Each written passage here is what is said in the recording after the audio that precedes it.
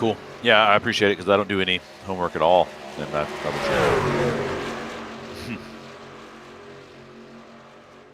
I'm just the face of the broadcast.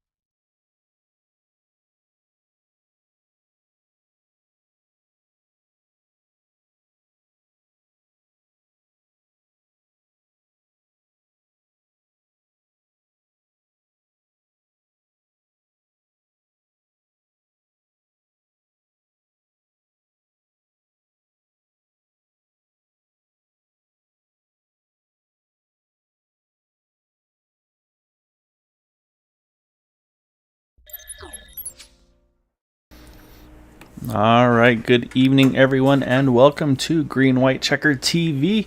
Tonight we have the Area 51 Superspeedway Truck Series tonight here at Talladega Superspeedway. As always, 75 laps is our scheduled distance tonight, but as you know, there's always that potential for the extra overtime green-white checkered finishes. 3 attempts available if we need them. And of course, the one fast pair for these about 38 trucks, if I'm not mistaken, taking part in tonight's event. As I say, everybody's just started to roll off the pits and get their qualifying laps underway. So with that, we're gonna bring in. He's been kind of being selfish, doing all these fun things on his own and racing cars and having vacations. But so I was able to wrangle him and get him back in here. So Brandon, pleasure to have you back here. And I'll say you got to see some exciting practice with some of these guys, kind of finding their limits, testing what they can do and not do. And this is usually where they kind of then reel it back in just a little bit before they pick things up for that 75 laps here tonight. Yeah, definitely. That was probably one of the more intense practices and fun to watch practices I think I've ever seen. I think I'm on the fence. I don't know if I want to see them reel it back in or run a clean race. You could ruin a night for sure, but man, they were having some exciting fun. Yeah, it'll be fun to see what they have in store for us tonight. But the other thing that we got to talk about, though, is going to be points, because we're approaching that point already in the season. We are starting race number 7 tonight. So what that means is we're just about at the regular season finale to kick off that 4-race playoff. So that means after tonight, they have one more race to try to lock themselves into that top 8. And right now, again, this is not accounting for the drop week. There is one drop week for these drivers. They all will lose their worst result of the season. But right now, as the points stand here, you can see, though, it's Dean Wilkinson taking over the point lead with an 11-point lead over Eric Laurie. Then you got Sebastian Marin there in third. Gabe Butler, BK Anderson, Maxwell Caldwell. I mean, you got a 3-way tie here for fifth with BK Maxwell and Vicente, and then Todd Siebel's currently sitting as that 8th truck in the points. And then just about 16 out, you've also got a tie for 9th with Gaetano and Robert Rock. So again, a lot of drivers here that are going to be in it to try to see what they can do, if they can kind of jump that points gap. But again, though, this all does not apply to that potential drop week. So it's going to be something that I think that's going to be the big thing. And I think that's what we're going to start looking at as well, to see where they stand with the drop week after tonight's race for going into next week.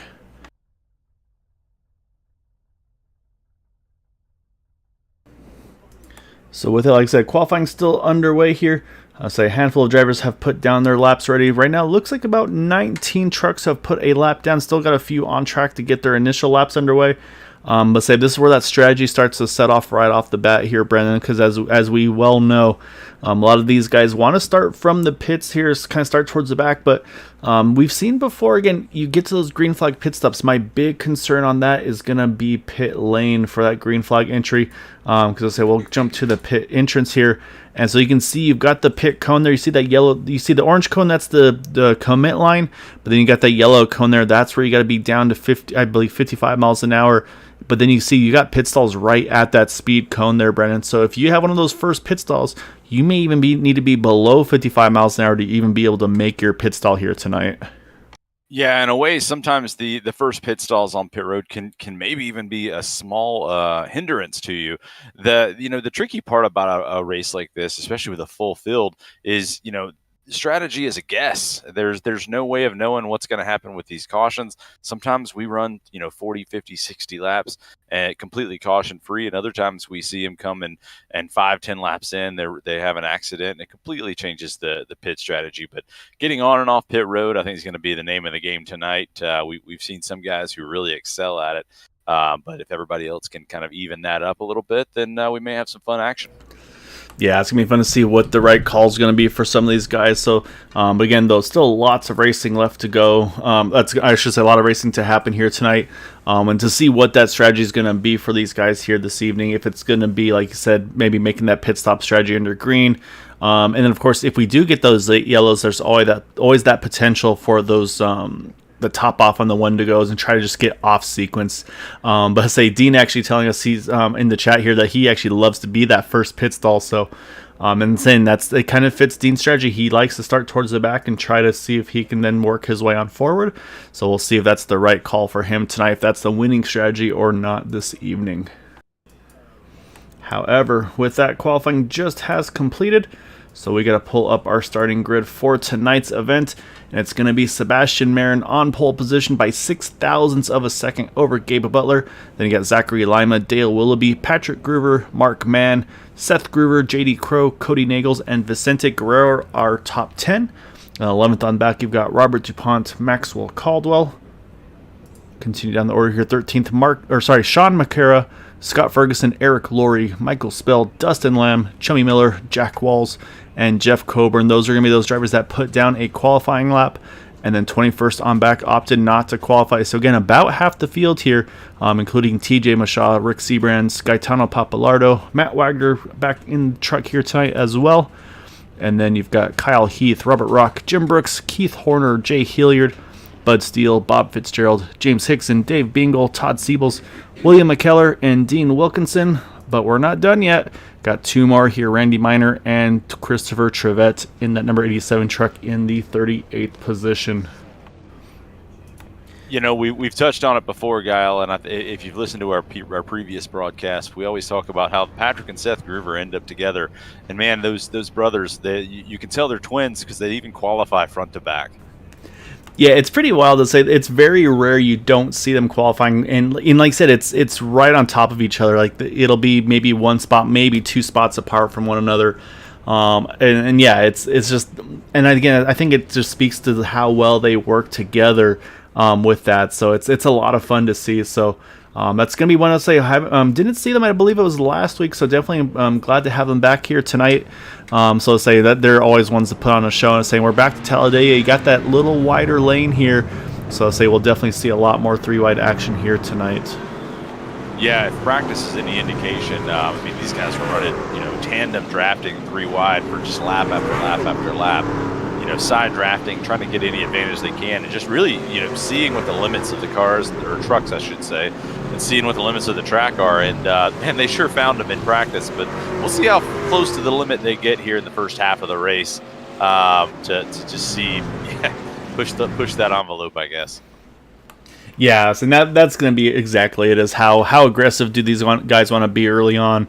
There's always that risk versus reward, and it's one of those things too, where something that we kind of talked about before the race while we were getting all set up here is there's only so much you can practice when you start running a season with these guys week in and week out, and so you start to learn the drivers and everything, and so you start to have a point where it's like, you know what, we're just gonna go have fun. And so I think we saw a little bit of that during practice, where you had some of those guys that have run with each other week in and week out, where, like you said, running real hard, tandeming, maybe trying to see about side drafting, breaking the draft, just little things that, while it might seem harmless and just kind of for fun and goofing off, but maybe gives them a little edge if they can find something and be like, that actually kind of worked for me. We might see something like that here tonight as well.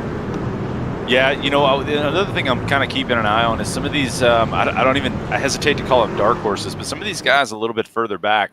I look back in the back at, the second half of the field at say, a guy like Bud Steele or Keith Horner. Those guys, they just have a tendency of working their way to the front. They may start in the back, but I'm really interested to watch these guys come through the field, and I'm going to go ahead and call it. I'm going to say Bud Steele is my dark horse pick for the race.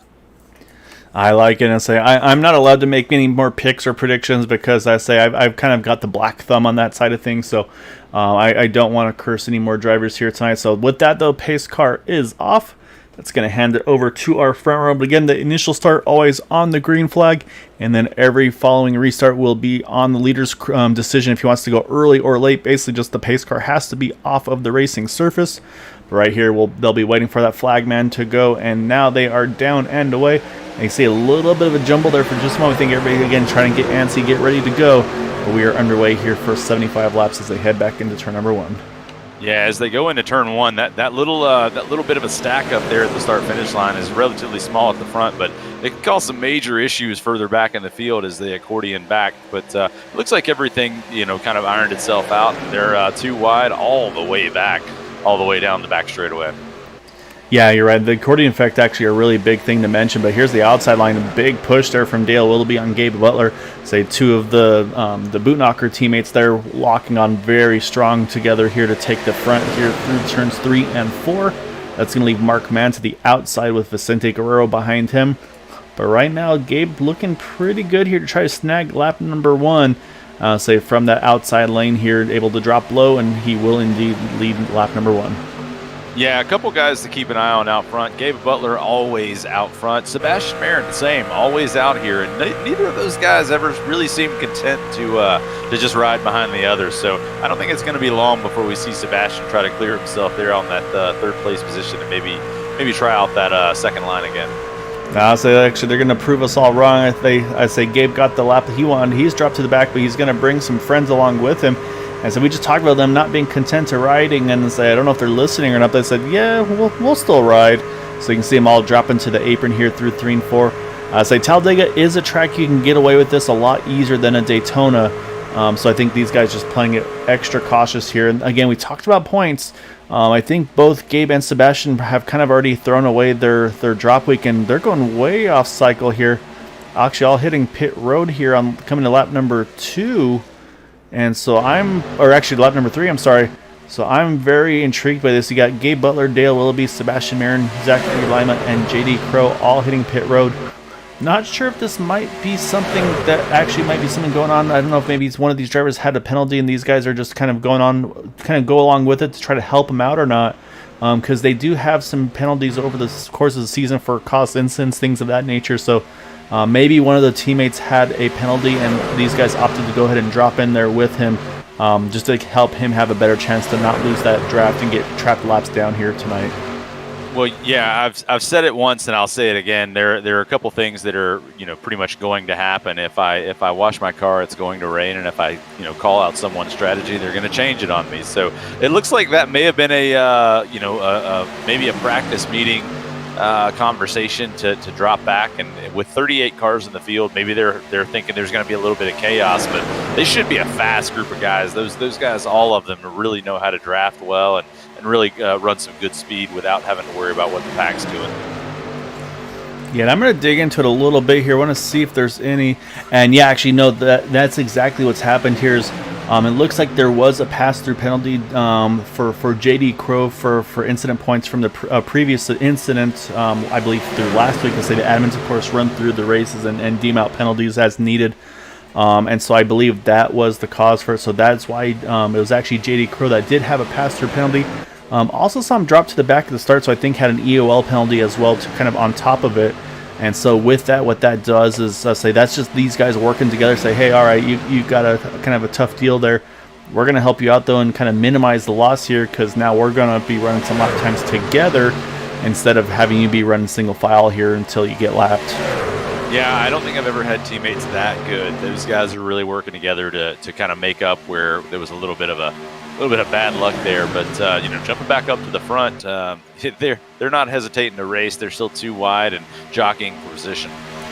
Yeah, so one thing that has happened, I don't know if it was related to some of those drivers dropping to the bottom or not, but a few trucks have lost the draft here. Unfortunately, you can see right here, you've got Todd Siebels, Dave Bingle, and Christopher Trevette. It looks like all that have dropped off the lead pack. So it's right now just the 3 of them trying to work together again, minimize damage. So lap time wise, though, they're still about a half a second or so slower than the lead pack. And they say this time by that group that had just pitted, right now being led by Gabe Butler, 51.55 to a 51.37 by Vicente. So still not quite on pace with the leaders. But again, I mean, compared to what you'd be running off on your own here, that's definitely the best hope you got to try to stay in the thick of this race. Yeah, at this point they just want to minimize damage. If they can just kind of maintain position, maybe not lose any track position, but obviously they've got a long way to go to catch up. But maybe they'll get lucky with a caution, and the way these guys in front are racing, I wouldn't be surprised at all. But the other thing is it takes a little bit of time for a line like that to build up momentum. So it wouldn't surprise me in a lap or two for them to be running very similar times to what the lead pack is doing. Like last time by, they were a 51.1 now instead of the 51.3 of the leaders. So yeah, you're right. They're actually a little bit quicker, and they'll build up a little bit of momentum, and that may ebb and flow. But as long as they're not losing ground to the leaders, then I think they'll be content for the time being. Yeah, and you're right there. I mean, that was 2/10 up that previous lap. We'll see what they come around this time, because leaders actually slowed down a bit of 51.48 for Vicente Guerrero on that inside line. I say they're going to come around the line here in just a little bit again. Right now, just a little over half a lap down to our lead pack. And this time around, they're going to come over the line right now in 51.24. So again, about 0.2 quicker. And the other thing that could happen is, depending on how long this green flag run goes, they could catch that pack of 3 trucks and make their group even larger and help that speed even more. And saying, of course, the other thing to mention, these trucks a little less fuel mileage than the Sunday Xfinity cars. So here, these guys usually get about 22, maybe 23 laps on fuel at the absolute max, which means they need 3 pit stops here under green flag conditions to make it to the end. So say it's just one extra opportunity for those guys in the back to maybe try to hustle that pit stop entry and exit. And also another opportunity for, unfortunately, say you do see sometimes some drivers kind of have those mishaps on pit road entry, splits up the field, and of course, like you mentioned too, Brandon, they could throw out a yellow if that incident brings them back up onto the track. Yeah, and they're kind of smart about it. The group of guys that drop back there to make this save, if you will, for JD, they're all seasoned veterans. They all know how to get on and off pit road, and I don't know that there's anybody else on track that I would want to have in my corner as far as just making a clean entrance, clean exit on pit road, and just working together in the draft as we see them kind of jockey position to see if Gabe can get up there and push a little bit differently or pull a little differently. But, there's not a better group there. And I said Gabe, but Gabe's actually sitting in 4th place in that pack. But not a better group of drivers to just, be consistent and be a group of people that you can trust to make good decisions while you're trying to play a little bit of catch up. Yeah, so we talked about the teammates' teamwork there. So we got to go back. So we got a little bit more teamwork going on here.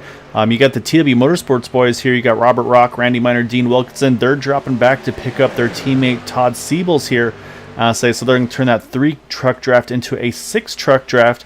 And I believe we'll also be picking up Jay Hilliard here shortly as well. So I think Jay's doing the same thing, dropping back to pick these guys all up here. So let's say we talk about teamwork being the name of the game with those with the Dale Cup and the Boot Knocker teams. Say we got the same thing here with the TW's the TW Motorsports group as well. So really cool to see. I mean, and it just that's the way they do these races. I mean, we've talked about it. We've had interviews with them. They say, hey, if it's a teammate that wins, it's a win for all of us.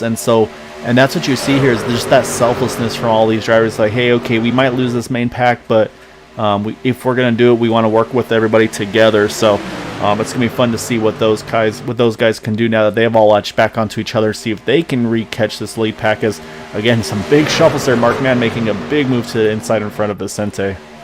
Yeah, I'm kind of looking through the field as you were talking there, and looking at some of these groups of people. I am quite amazed by the guys who will just drop back for a teammate and really just have a little bit of faith that they'll catch back up, or they'll catch a little bit of good luck. But going through the field, I'm looking at some guys that we see up front all the time, some guys that just have some bad luck. We see the Groover brothers sitting there in the 4th, 5th place in the bottom line. That's Mario and Yoshi, not Luigi. I'm seeing some names get up front. As Maxwell Caldwell takes the lead, our broadcast buddy.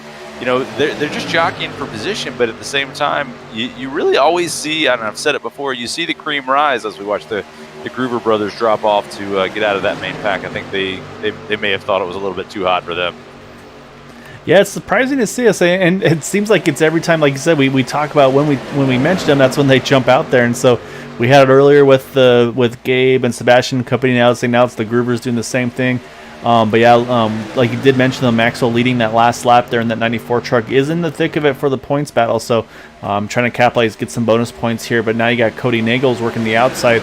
I believe Cody just on the outside looking in. So say he's in the same boat here, needs to try to capitalize. But man, that 94 truck, I think he was getting all he could handle there from that 57 truck. You saw he had to kind of chase that truck down below the yellow line to hang on to it there. So these guys, like you said, and there it goes. He saw the same thing. He got that lap lead. He said, all right, this is a little bit same thing. A little too much for my preference right now. I'm going to roll on back here as well. Yeah, the other guy I'm kind of keeping an eye on is Michael Spell there up front. Michael is one of those week in, week out, really fast guys, and just never seems to have any good luck as we watch the Groovers making a third line up there. That may have been their plan all along. But, I really hope that Michael can really put it all together tonight, because he's just a lot of times a victim of circumstance. But, man, he is one of the fastest guys every single week.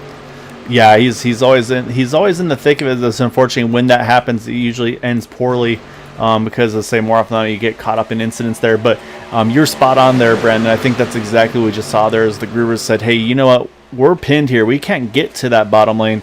let's drop back, let's find a way to get to the top, and then let's make our voices heard here. And that's exactly what they do. Say Seth and Patrick work the outside line, able to get to the middle. Eric Glory tried to squeeze in there, but didn't have enough room. He's got to stay up top in that third lane, as now you got the 06 and the 01 here battling for the front. Yeah, 2 laps ago, the Groovers dropped all the way back to 17th and 18th. And, man, that was probably one of the craziest, back to front to back kind of moves that I think I've seen. But, man, they know how to do it. They just link up, go around the outside of everybody, and if you want to help them, great. And if you don't, they'll do it without you. Yeah, and that's the thing is, usually you always feel like, okay, you need to have 2, maybe, or 3, maybe 4 trucks to be able to make this happen. These guys are able to do it with just the 2 of them at times, and working that third lane, they just latch on so well together, and then are just able to keep that momentum built up. It's really impressive what they can do with just the 2 of them versus a solid group of trucks all together here. But we do say, I'm going to go back to look at lap times once again here. As last time by Patrick and Seth, 51.96 for those guys up front. Robert Rock 51.88 leading that second pack, and then it's 51, looks like 64 for JD Crow leading that third pack. So these guys are all making really good speed in those second and third packs here. Again, one group dropping back to help out a teammate who lost the draft, and then of course the other group helping out a teammate who had a pit penalty there. So these guys, again, just the selflessness we see. And once again, though, here comes that third lane one more time. Saying, I think these guys starting to, they rode, they saved some fuel and said, okay, now it's time to get towards the front here before we get to that first potential green flag pit stop. Yeah, and that's the thing is, I like to think that I know the strategy, but I'm always wrong. So, you got these guys that, with 4, 5, 6 laps before their pit window opens up, they want to make their way to the bottom. And then you've got other guys like these guys running around the outside here that they're not worried about getting to the bottom. They're worried about getting to the front. So maybe taking advantage of other people's strategy, or maybe they're just tired of riding and want to create their own destiny. Yeah, and you will see a lot of that. And say, like you said, everybody's got their own kind of their thoughts and game plans where, like I said, we've seen drivers, they'll try to get a lap led early and then they'll drop back and save.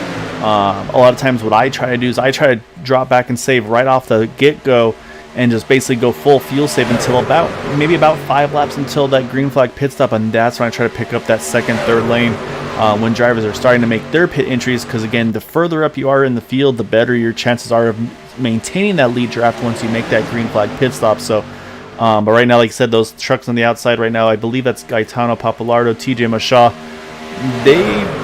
They're going to be dependent on hopefully having just at least a lap more fuel than these guys on the inside line. Or else they're going to have to drop back from that about 5th, 6th place positions down into that in the mid-teens there. Right, looks like right around Maxwell Caldwell and the 4 of Scott Ferguson here is probably about the best opportunity they would have to get back into line if they need to. Yeah, and in a way, riding back there in the pack can especially for 15, 16 laps, can really help you save a lot of fuel. So it may give you that extra lap. The problem you run into is the Groovers are trying to make a little pressure to get down to the bottom there. The problem you run into is are you going to be out there by yourself? Ooh, really close contact there on the in the center line. But are you going to be stuck out there by yourself and not be able to run fast laps while everybody else is coming back up to speed and running off and leaving it? Yeah, that's exactly it too. Is that those in and out laps? I mean, those are super critical. Hitting your pit stall, all those little things add up to huge amounts if you don't hit them quite right. And you can see that third lane. It looks like they kind of gave in there. They've had to drop back to that inside line. Also had to look a little further back there. Matt Wagner, he's had to try to pick up the pace there and make sure he doesn't lose this lead pack draft. As they had dropped to about a second back, they've picked it back up now to just under half a second here. But it was looking a little tight there for that 11 with you got Kyle Heath, Jim Brooks, Bob Fitzgerald's in that mix, and William McKellar. So good job for those guys to get back into the thick of things. Then again, looking at that group, Robert Rock on back, everybody's still holding pretty steady, running pretty much lap times equal with the leaders. Robert Rock still leading that outside, the second pack, I should say. I'm sorry. And then actually a really good lap time towards the back there. 51.57 for Jay Hilliard. So again, another 1/10 of a second quicker for those guys. So right now, I'd say we still stay clean and green for the moment, but I'd say that pit stop's looming here in just another probably about 2 to 3 laps. I think we'll start to see our first takers on the pit road. Yeah, that's always a big what if. Does everybody get onto pit road well? Does everybody partner up with the right guys? And, you've got some of these guys that can do this with 3 or 4 cars, and you've got some guys that need the pack. I probably fall into that second category. But the strategy of when you pit, who you pit with, and just getting onto pit road cleanly and off, cleanly can really make or break your race, especially as good as the guys in this series are about running hard but running clean and a lot of clean laps. Yeah, exactly right. And that's honestly, that's one of my bigger concerns is not even the pit road entry, because it seems like everybody's done a really good job of figuring out, okay, we all got to start staggering left and right and make sure we're not running one another over once we hit that pit road.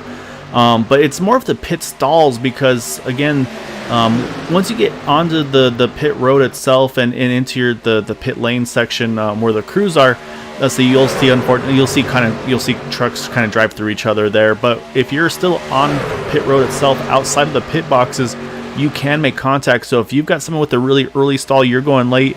If they slow down when you're not ready for it, they could wind up coming across your nose and either giving you some damage, or you might even hook them into the inside pit wall. To me, that's where I see a lot of more difficulties, because a lot of these guys, they don't know where those guys around them qualified. And that's a tough thing to be a part of, because again, you got to make sure you're in the right lane at the right time. It looks like Scott Ferguson, he's going to be our first taker here under green. However, coming in on his own, unfortunately, in that number 4. So we'll have to keep an eye on him and see how that goes. It looks like definitely a nice and easy pit entry for him there. But again, the concern for me is him hitting pit road here on his own. Actually, as I said, he's going to have some guys behind him here. You got the TW boys coming in. So, and again, talk about teamwork. These guys all coming in right together here. And it looks like the Marin and them, they're going to go a little further yet once more, as the Groovers have gotten out front to the inside lane. And I think that's probably going to be a telltale that I think we'll see that 01 and 02 start to lead a very busy flurry of pit road activity here.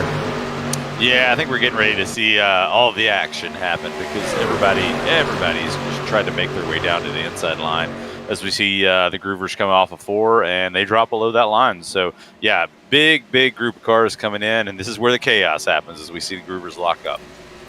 Yeah, so far so good. Again, you can see everybody's hit pit road here nice and easy, nobody into one another. But this is where you guys starting to be ready and be able to make some big adjustments to not run one another over. So it's so easy, like I said, to miss your pit entry points. But so far, it looks like, knock on wood, I think everybody's nailed their positions here. So hats off to everybody in pit road here.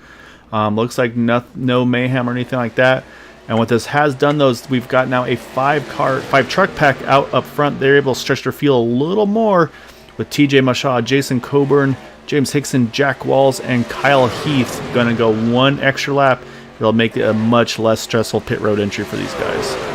Yeah, and to top it off, I'm watching that pack that had fallen about a half a lap behind Sebastian Marin, Zachary Lima, J.D. Crow, Gabe Butler, and Dale Willoughby. Those guys have stayed out as well. So, maybe they're trying to catch a little bit of a caution break, or maybe they're just a little bit better on fuel. But as they come into turn 3, we'll see if they pit this time by. But they're an extra lap out there, but still running great lap times. So I think they're still about where they want to be.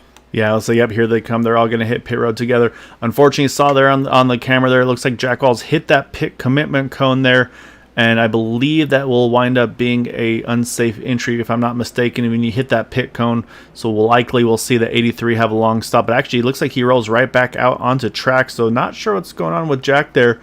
So I'll have to keep an eye on that. But what has happened is once everything cycles through, I believe race lead is going to switch over here. Once everybody completes, is going to go to Robert DuPont in that number 07 truck.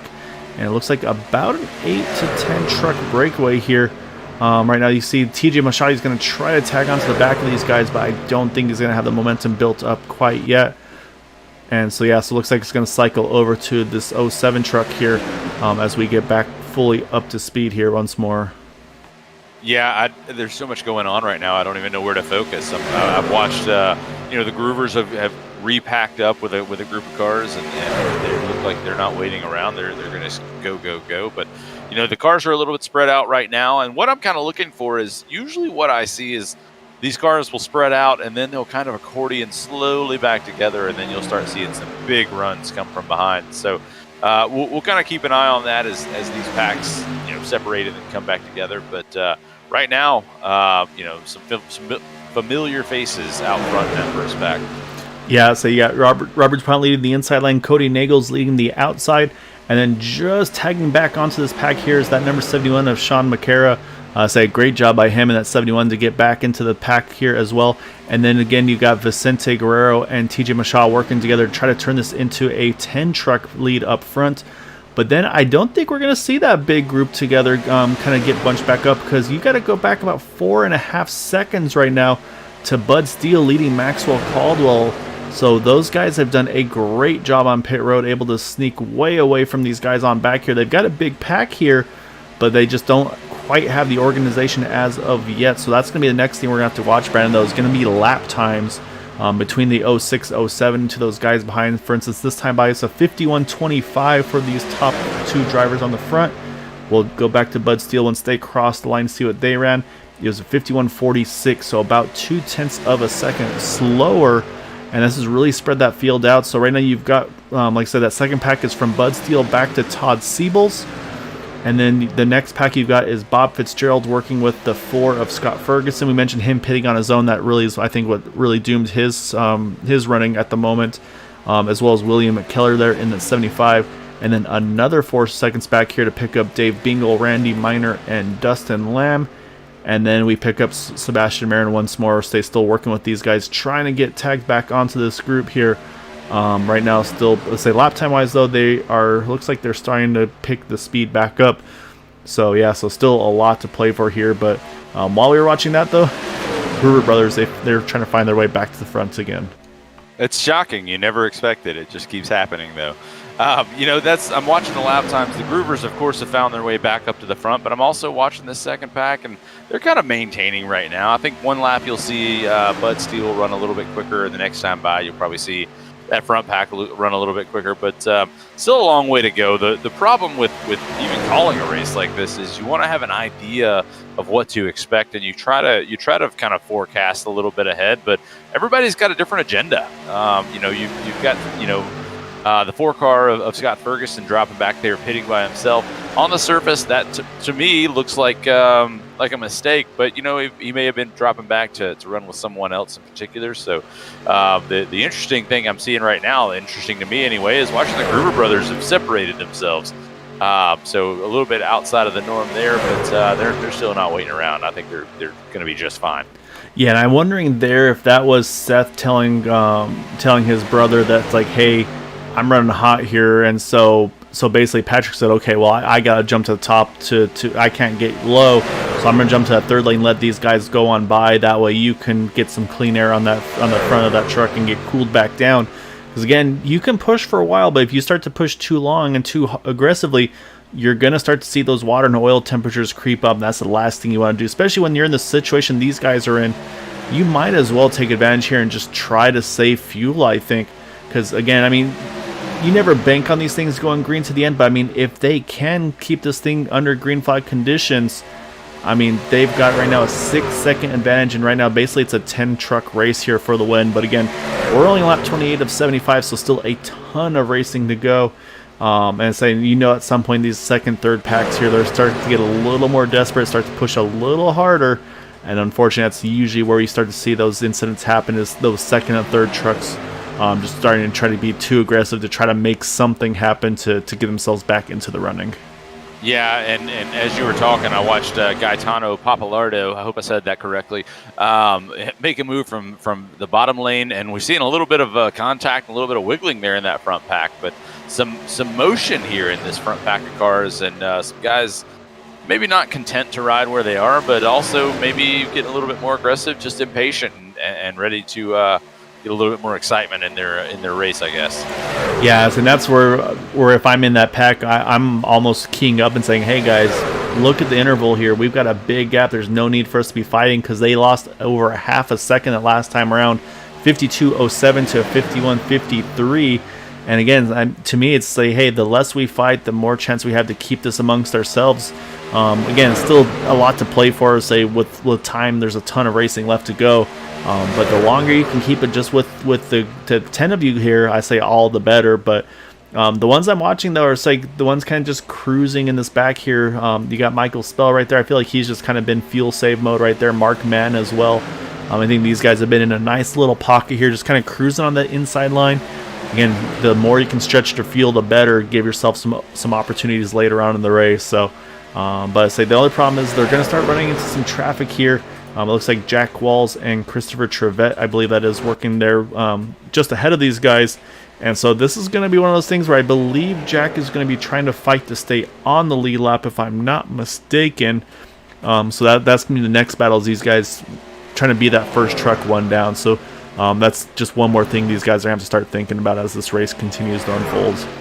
Yeah, so many moving parts. It's tough for us to watch, but these guys are doing it at 180 miles an hour, 187 at most of the time. So there's so many moving parts and so many different thoughts. You've got somebody like Michael Spell there, probably wanting to make sure everything stays calm, because man, he's been there so many times and just been caught up in someone else's mess. But you've got somebody else like Gaetano and the Groovers. They're just not content. They're not content to wait around. So we'll see how they keep playing. But these guys are calling the strategy in their own heads at quite a bit over rush hour speeds. Yeah, I'll say the pace that these guys are having to run here. As you see, there's Gaetano. He's decided, you know what? Yeah, I'm gonna hop up here. I think this is the way to get towards the front, is to pick up on that 01, 02 trucks here. See if I can get myself just maybe that little further forward. Or like you said, some of these guys, a lot of these drivers, they want to race. To say it's some drivers they'll go the strategy route, kind of like I would, where it's just, you know what, I'm just going to cruise, I'm going to ride and kind of wait until it's that last pit stop is over, and then figure out what's the right way to win these races.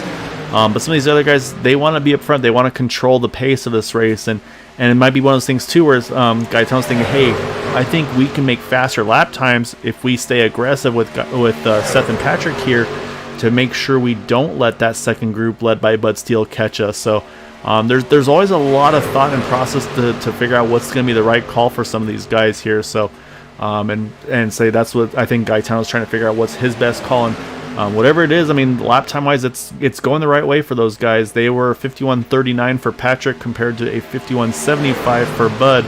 So again, they're starting to stretch that gap right back out once more. Yeah, looking at those lap times, typically you see with the plate track, you usually see the guy near the back of the pack that has the faster lap times, just because they'll spring forward and backward. But, that last time by, Seth Gruber fastest on track, for the entire group. So, right now everybody's trying to fall in and find where they want to be and trying to find a dance partner. I think Gaetano has found the couple that he wants to follow, and it looks like Jack Wall has latched onto the back bumper of him as well to maybe try to keep himself in the lucky dog spot if he gets the opportunity. Yeah, exactly right. And here's the next thing that's happening is you got some trucks starting to catch another pack. So again, those guys that pitted to help out the teammate, they say they've been running about a 5-6 truck group here, and now they're going to try to work their way around some of these guys led by, I believe that's Randy Miner here. So that could turn that 5-6 truck group into about a 10-11 truck draft here. Again, the more you can pick up, the more that speed's going to help your chances out here. So could be an opportunity for these guys led by Sebastian Mayer now to again try to close that gap on these guys up front. They still have got a long ways to go, but still a lot of time to do it again. So say strategy has definitely been one of these guys' strong points. So I'll definitely be keeping an eye on them and their lap times, because they had a big lap there, over a second quicker than the leaders, just from picking up that draft of that 101 train led by Randy Miner. Yeah, I did feel like something was a little bit out of place, and the thing that was out of place was we haven't really had much time to talk lately about Gabe Butler and Sebastian Merritt. That group of five there, they just have a way of working themselves to the front, and right now they've been hanging out in the back and working their way up slowly but surely. But I don't know, Guile, but there's just something that makes me think that as we go three wide up front, that we're gonna see that other pack come into play here by the end of the race. Yeah, I think there's definitely a good potential for that. And the other thing that could come into play here, I say these guys up front, they're all burning a ton of fuel right now in this lead pack. So there's a potential they might have to start thinking about, hey, we're going to have to put a little bit more fuel in our truck for our final stop than maybe some of these guys that have been saving. Again, I look again at these trucks that's been cruising on the inside line from the get-go. namely the 57 Mark Mann, the 88 Michael Spell. I feel like they've kind of just been, they kind of came out in the draft and then they just stayed in that draft. The 07 of Robert DuPont, he's in a great spot as well. He's been having to, I think he led that group for a little while before everything kind of cycled out, where he's now in that fourth truck on the inside line. And then a little further back there, Vicente Guerrero, some of those guys, they had to really fight hard to get back into that lead draft. So again, burning maybe just a teeny bit extra fuel as well to catch up there. However, I believe I see some trucks that might be off pace here, possibly involved in an incident. Trying to find them here. Dave Bingle, Scott Ferguson. Yeah, they're off track here. However, it stayed green, so we're not sure what happened there. But that was with that group that had just kind of got passed by Sebastian Marin and company. So whatever happened, we do stay green for the moment. So right now it doesn't affect the potential of this race, but those are those things that could completely change the complexion of this race here in the blink of an eye. Yeah, and unfortunately things like that, it could have just been a little bit of an awkward push one way or the other, and it just, really put somebody behind the 8-ball and 2 cars down on the apron. But as I look back up front, I'm looking at Jack Wall here, kind of trying to lead the pack, and he's I think he doesn't want to worry about the lucky dog. I think he actually just wants to make his way back on the lead lap without any help from race control. And it's not a bad approach either, because if he can do it here without causing any trouble, I mean, I would say more power to him, because again, that allows you to get a free cycle around there and pit with the leaders, and you don't have to worry about restarting at the tail end of the longest line. So there is definitely some significant advantage to making that decision. So we'll see if it works out for him, because he's got some pretty tough company all around him. You can see the 33 of TJ Mashaw. He's gotten back up in front of him, and right now kind of pinned behind or to the inside of the Groover brothers. He might have an opportunity here to poke up if he chooses to, but it looks like too good of an exit off of 4 for Patrick there to keep him once again pinned on that inside lane. But again, we're starting to get to that window once again, though, Brandon. We're at 37, coming to 38 now. A lot of these guys pitted at 21, 22, and actually, as soon as I say that, here comes Todd Siebels, Dean Wilkinson, Robert Rock, the 3 of them going to pit a little early here. It looks like maybe some gambling going on with these trucks a little further back. Yeah, I was actually just kind of thinking of that as you were mentioning it. Kind of an odd strategy, but if you get the teamwork together, you can kind of short pit a little bit and maybe take a little bit less fuel on both of the last 2 stops and get a little bit less time on pit road. The drawback is you got to have a good teammate to come out of pit road and still get that speed back up. But so many things going on. There's no right or wrong way to do things, but I think here in the next 2 to 3 laps, we're going to see a little bit more chaos of people trying to get back onto pit road. The other question I have for you, Guile, is do you think the Groovers are just playing with their food? They're I watch them drop to the back of the pack, and then they'll work their way back to the front, and then they'll drop to the back again, and now they're right there, 2 cars beating, sticking with 10 on the inside line. So are these guys just playing with everybody? It kind of has that feel at times, I won't lie. So yeah, we'll definitely be keeping an eye on them. And so we just crossed the halfway point in this race. But yeah, that's the thing too, is again, while they're doing this, they're going to start to get to a point that we're like, hey, we got to get down. We're going to start to get pinned up top. And the other thing I was going to mention was the fuel mileage. TJ Mashaw actually pitting on lap 22. The rest of these guys pitting on 21. So TJ having a little bit more fuel in the tank than those guys, just a lap advantage. But of course, now leading as much as he has probably is kind of equalized with them as well here. So, but yeah, you're right though. At some point though, that 0 and the 0-2 are going to have to get to the bottom. But yeah, it does feel like at times that, and this was something we talked about earlier, just somehow those 2 trucks, they can contend with a draft full of trucks on the inside lane. It's just, what they can do is, it's always impressive, and it's hard to believe what they're able to accomplish there. So, but yeah, right now, again, I think we're about to see pit road the window open very shortly. As like I said, we saw 3 of them hit pit road together there early. Matt Wagner, I think I saw the 11 truck, he hit pit road on his own, unfortunately. So that's never the what you want to have to do there, unfortunately.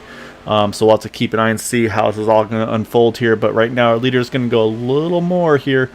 Looks like they're going to come around here. This time it's going to be 35 to go in this one, though, Brandon.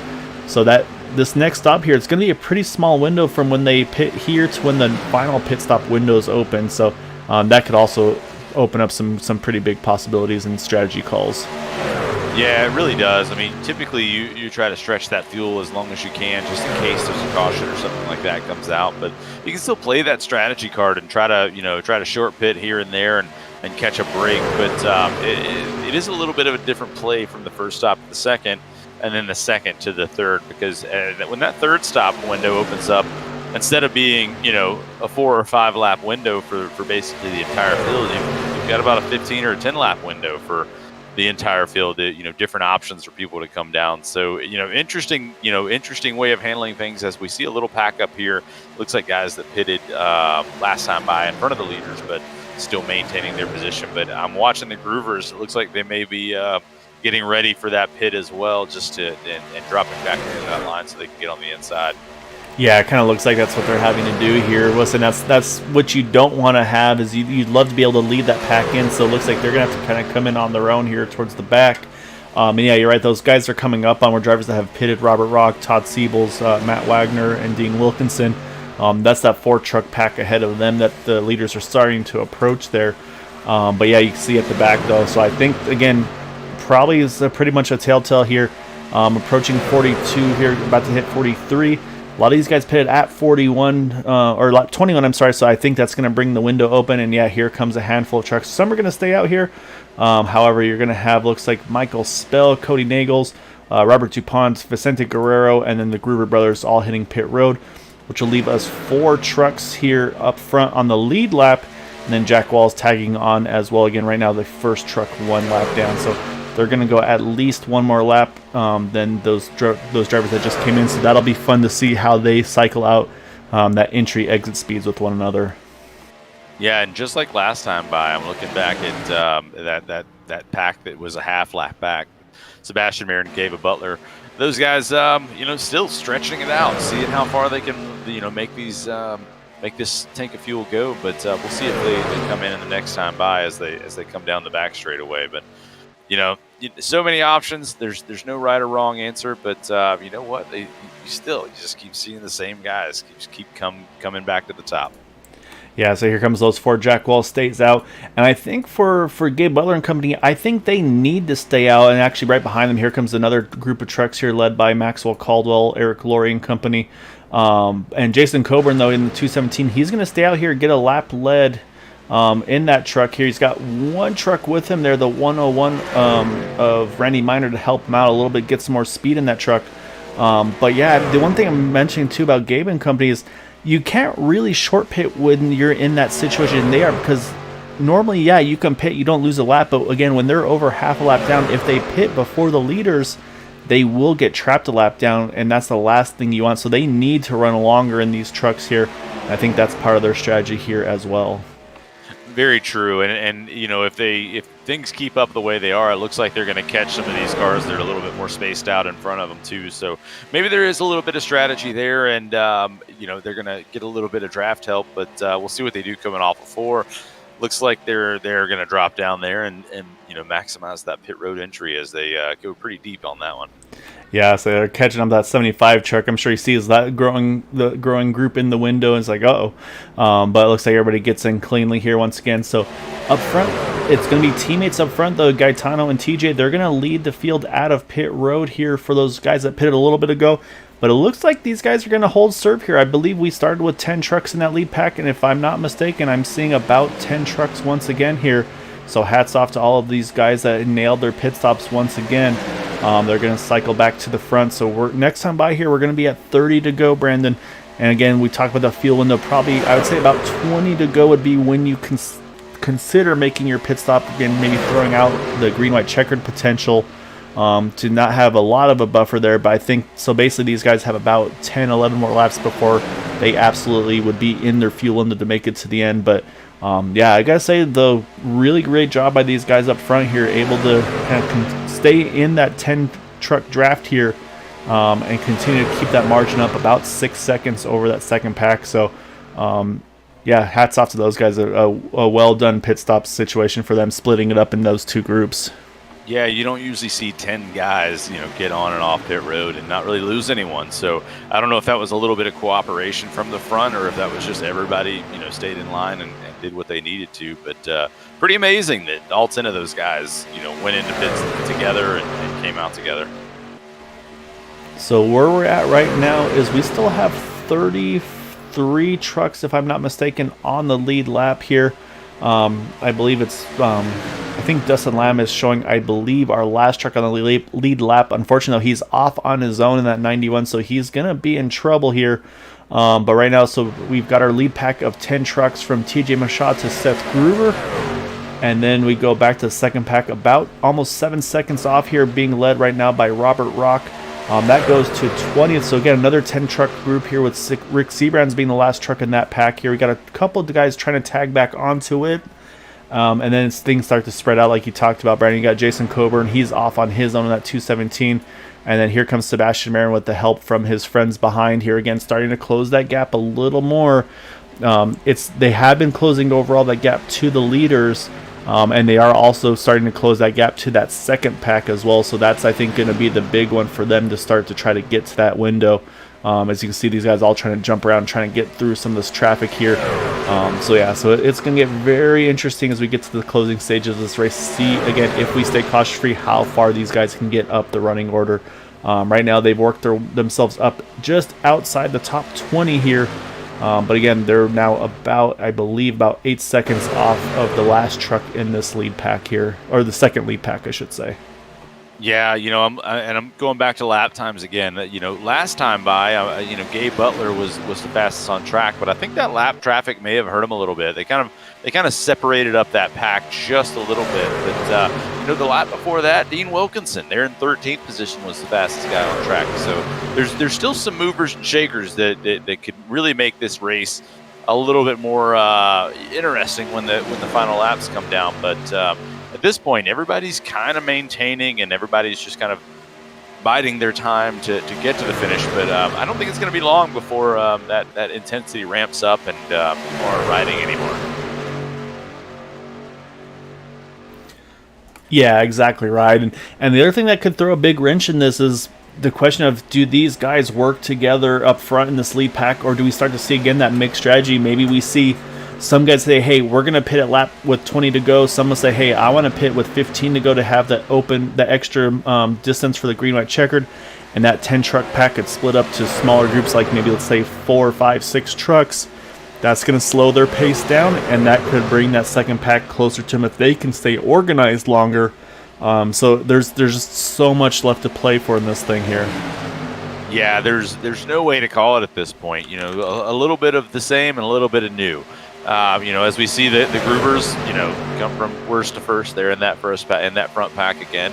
And looking back through the field a little bit, you got a guy like Robert Rock and Todd Siebels and Matt Wagner that are leading their pack and honestly making decent headway. They were a little bit quicker than the lead pack last time by. So, really it's still anyone's race, but at a certain point here pretty soon, I think the intensity is going to have to get ramped up to get these things lined up, and people are going to have to take a little bit more of a chance to make something happen and kind of control their own destiny.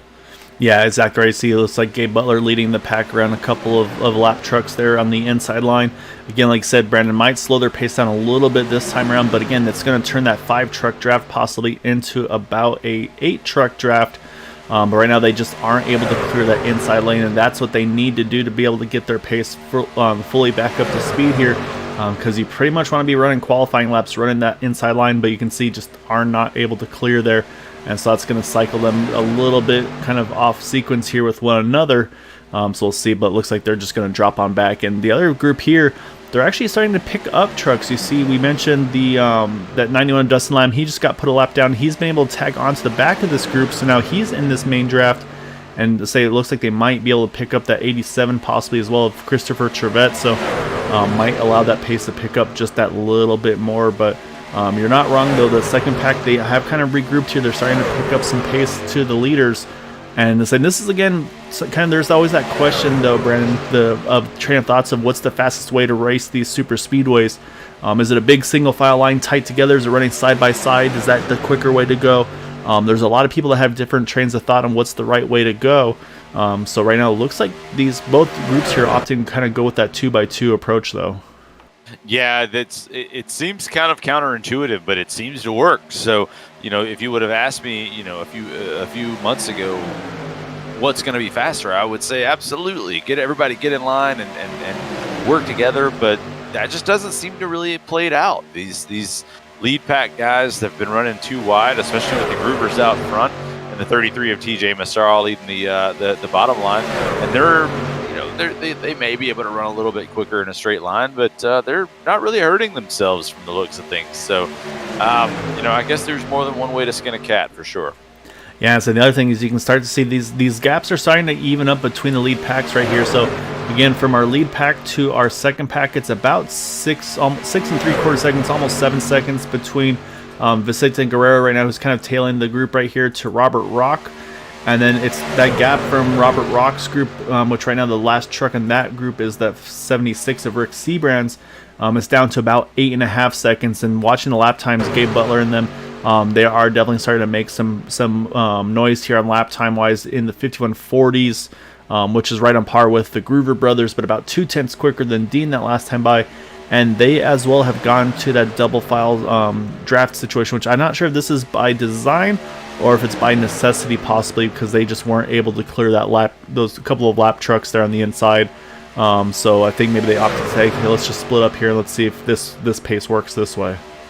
Yeah, I guess you've been doing something the entire race, and one of the things that I was kind of thinking about earlier is when you've got some of these guys, like really this entire group of 5 here, those guys are all pretty used to controlling their own race and dropping, running as close to the front as possible and taking chances. This time they've all opted to run, start out in the back, help out their teammate. But what does that do, Guile, to a driver that's used to running up front and used to taking chances and racing hard and making your own destiny happen? What does that do mentally to that driver when he's running a half lap behind?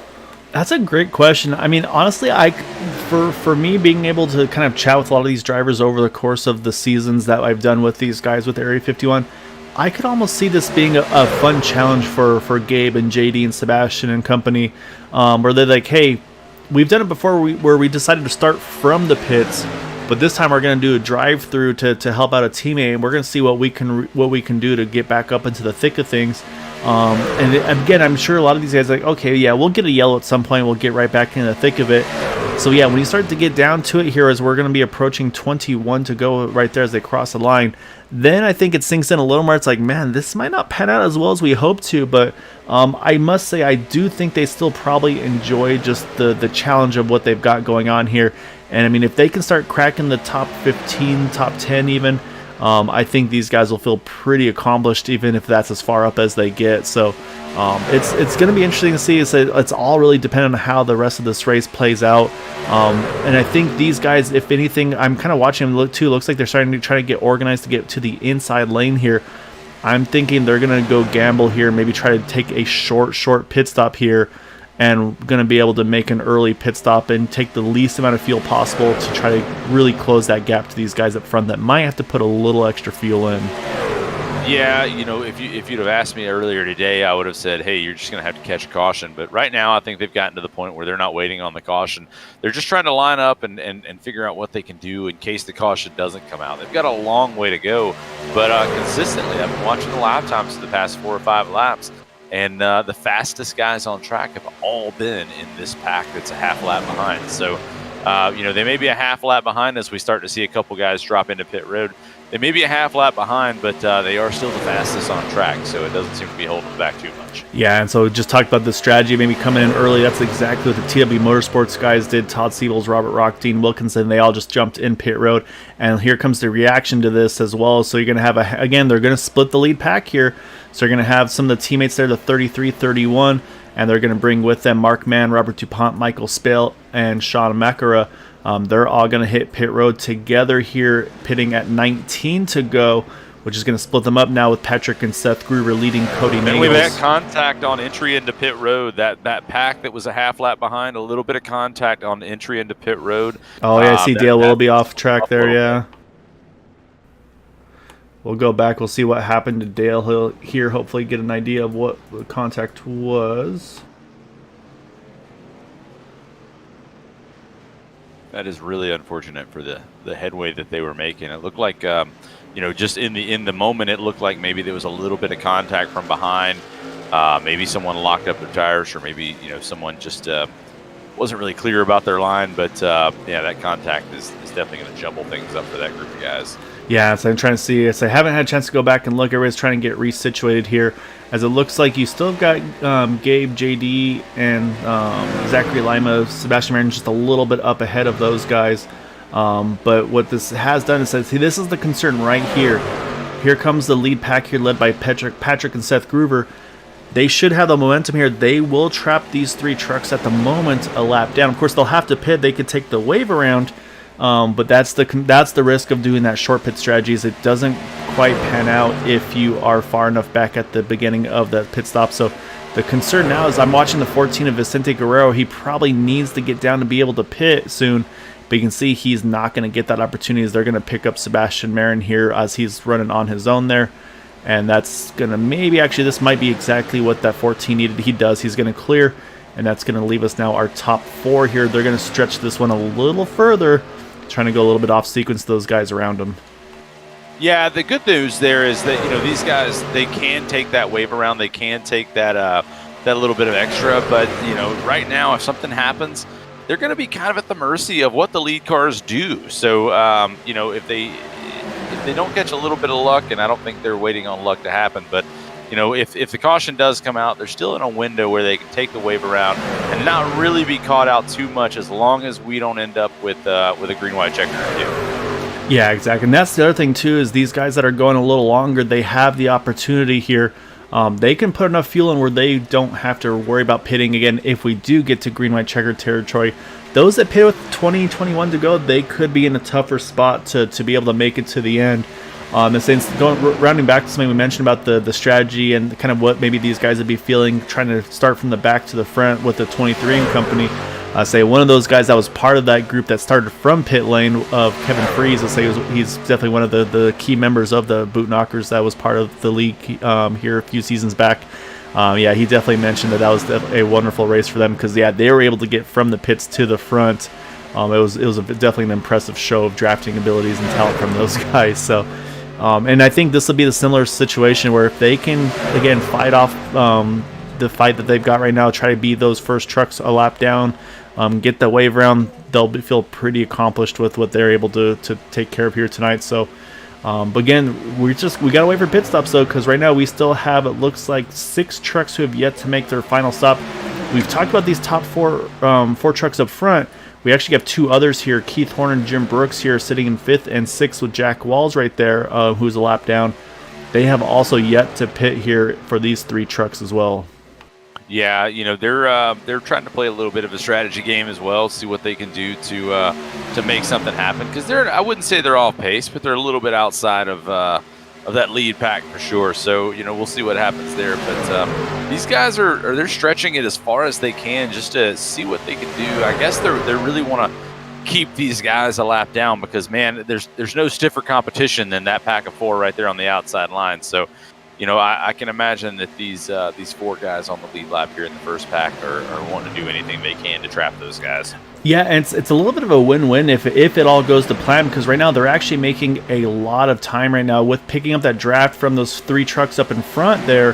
Last time they ran a 50.40, whereas the trucks that pitted earlier, led by TJ Machot, 51.50. So they just that lap alone there, Brandon, they gained over a second on that group of trucks that had just pitted here. So we'll see what these, it looks like they're going to opt to stay in line here with these TW Motorsports guys. But that right there, that one lap is going to gain them a ton of track position here potentially. And that could be enough. And maybe again, talk about that 10 truck draft initially entering pit road. The last time around stayed at 10. This could maybe dwindle that number down to maybe it could be maybe a 4-horse race here between the 2 Groovers, Cody Nagels and Vicente Guerrero potentially, depending on how all this pans out here. Yeah, catching that pack was huge, very huge for those guys. Imagine they ran in a 10 10-car pack for the majority of this race. And just because of catching the draft and catching the strategy just right, that they end up, the only 4 cars on the lead lap in that pack, after all the pit stops shake out. That would be pretty impressive, but really nice for them to try to figure it out. I would be a little nervous if I wasn't, one of the groovers, if I was Cody Nagels or Vicente Guerrero, because, how are you going to beat the groovers? They can come from the back to the front at will. They're just that good at drafting together if you don't have a little bit of extra help as they drop on the pit road. Yep, looks like this is their time. They're going to pit here, coming to 12 to go. And so far, so good. Looks like a pretty clean entry for all 4. You can see everybody staggered apart nicely. And again, that's the nice part about having a 4-truck pit here, is you can spread each other out and not have too much trouble hitting pit stalls and everything like that. So now that's the next thing, though, is they need to hit their pit stalls nice and clean, no overshooting their pits. And looks like so far, knock on wood, looks like everybody nails their pit entries there.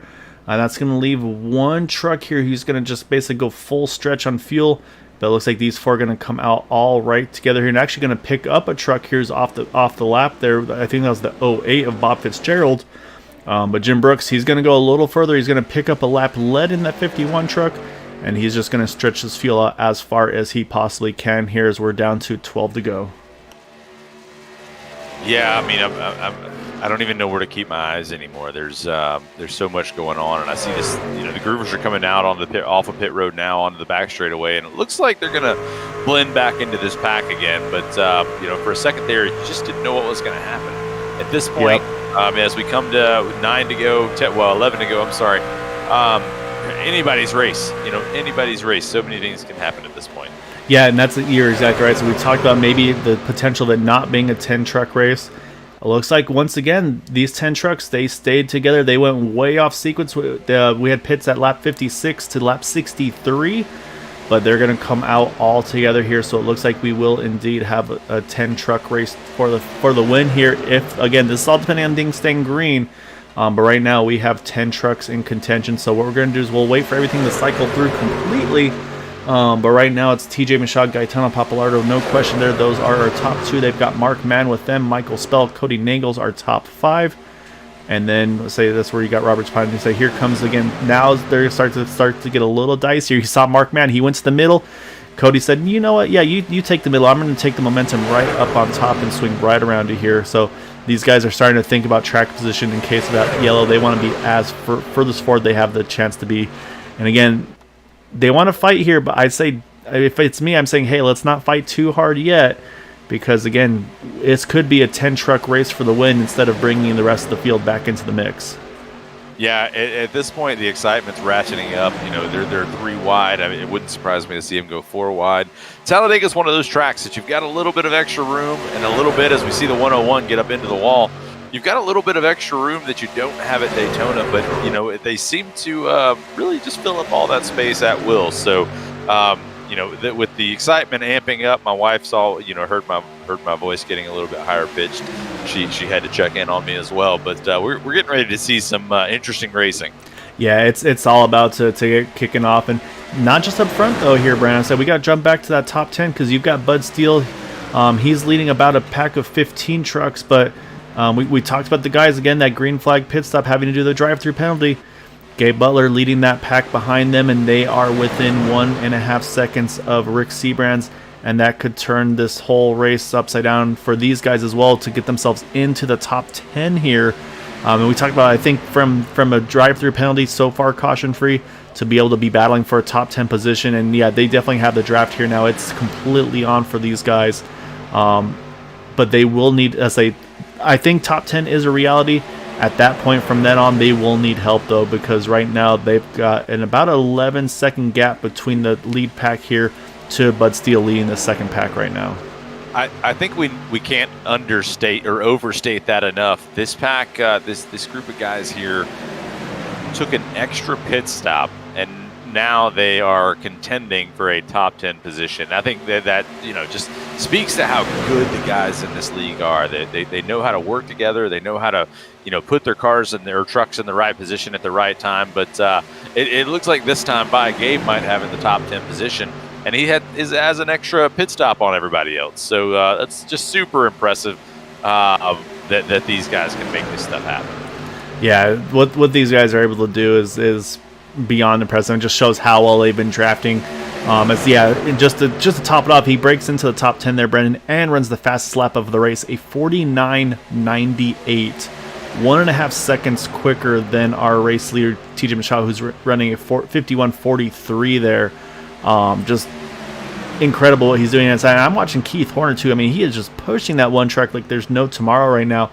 So I don't even think they think they're done. It's like, hey, you know what? We still got 8 laps. Let's see what we can do here. But again, you can see these guys are starting to fight very tightly, drafting really hard with one another. And we're 3 wide up front here for the lead here. And this is exactly what some of these guys in that second pack are thinking, like, yeah, you guys fight hard here. It'd be a shame if you guys make a little bit of contact and we could bring us right back into the thick of this one and try to steal a win here tonight. Yeah, I mean, the guys in the backpack are like, hey, if you guys want to wreck, that's fine. That's fine. It won't hurt our feelings at all. But, at the same time, the guys in the back are thinking, Gabe Butler, I'm running a 49, lap times. Don't you do that every day? This is a day a walk in the park for me. So, everybody in this league just brings something extra to the table. You're not going to find racing like this anywhere else on iRacing. It's pretty wild what these guys have been able to accomplish so far today. And again, I mean, we're single digits here. Across the line here, we're going to be 6 laps to go here at Talladega.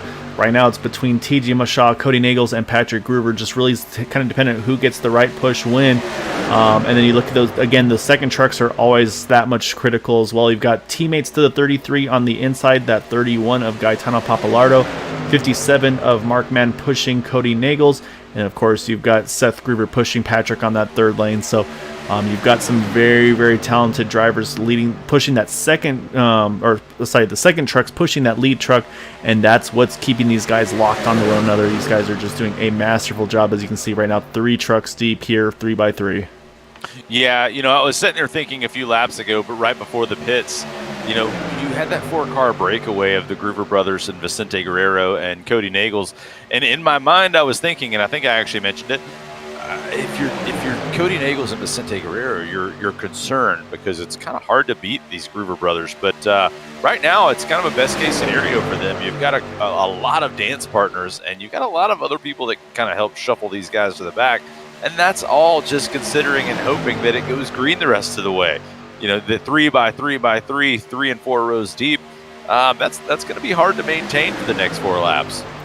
Yeah, and that's exactly it, because at some point each lane's going to start to squeeze that lane to the inside just a little bit more. And you can already see Cody kind of cheating the dotted line there, saying, and I mean, he's got plenty of room to do so. It just leaves less options for mistakes to happen. Then I mean, you start looking at other trucks that are kind of trapped behind these guys. I mean, look at Vicente Guerrero. He's like, hey, where do I go? I'm the 4th truck in that middle lane. I got no options. Michael Spell and the 07 Robert DuPont, same thing for them. They're 3rd and 4th trucks in their inside line.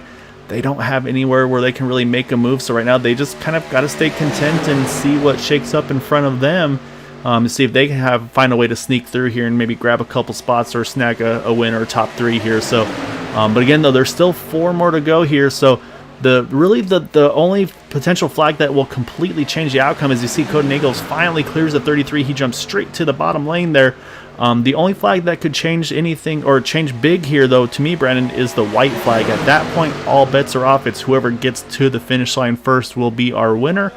But if we have any sort of incident before we get to that white flag, they will be all bunched back together. We'll have about 24, 25 trucks trying to get the win here tonight. Yeah, they get to the white flag, and all hell can break loose, and it doesn't really matter anymore. So, we're still seeing a couple cars coming off a pit road and a little bit of lap traffic up ahead. But at this point, they've only got, 2 more laps before they catch the white, and then it's next flag wins the race. So as we see that bottom line take a little bit of a lead, it was that Cody Nagels out front, I believe. Yep. The Groovers are kind of laying back, and they don't have that momentum on the outside. But it's a little tougher when you're 3 wide. When you're 2 wide, you can kind of build your momentum a little differently. But when you're 3 wide, you've got other trucks kind of pulling off of your draft and changing that momentum a little. So, as we come down onto the front straightaway, coming down to 2 to go, I believe. It's anybody's race. Guile, who do you have at this point? I have somebody from 1st to 9th right now winning this race if we get to the white flag. If think that's not, I'm solid. going to say it's anybody from first to about 27th or so. However, I'm going to give a huge shout out there to that 91 of Dustin Lamb. You saw him getting caught by those leaders, went straight to the apron, let them swing on by there, made sure he wasn't going to be a part of any of that. And you know the guys at the front of this field here, you know Cody Nagels, Patrick Gruber, Mark Mann, they're saying just they're hoping those guys behind keep it clean too, because you can see in the background there, they're starting to fight 2 and 3 wide as well. They're saying, hey, just don't wreck back here because we want to settle this out between the 9 of us. We don't want to have 20 trucks going after the win here tonight. So you can see here come start to make the moves. You see Cody's going to block. Oh, they got contact on the inside. That's going to push his teammate off. Oh, and we're not going to get there, Brandon. We got a big wreck on the trial here. And we're going to get a yellow, and we are going to get that green-white checker that we were worried about. And talk about bad luck. Once again, you see Michael Spell's in it. Robert DuPont's up and over. Oh, that's the Robert DuPont. Sorry, that's the 04 truck, Chummy Miller. And then here comes the rest of the field trying to make sure that they can get through, but the 07 was involved as well. Vicente Guerrero also caught on this one. And they just needed to wait like one trialable distance further there, and they could have raced it out between them. But unfortunately, we've got a caution, and this is going to throw into the fuel mileage here too, Brandon. Did anybody account for green-white checkers here? We might see a lot of pit stops for drivers that need fuel other than damage repairs.